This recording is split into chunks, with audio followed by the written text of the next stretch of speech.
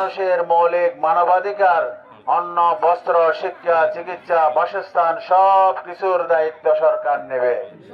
আপনারা জেনে খুশি হবেন, বোনদের জন্য, মাদের জন্য চাকরি সপ্তাহে 5 দিন এবং 8 ঘন্টার জায়গায় 5 ঘন্টা, মাতৃত্বকালীন ছুটি এবং বাংলাদেশে সর্ববিশ্বের বৃহৎ নারী বিশ্ববিদ্যালয় স্থাপন করা হবে।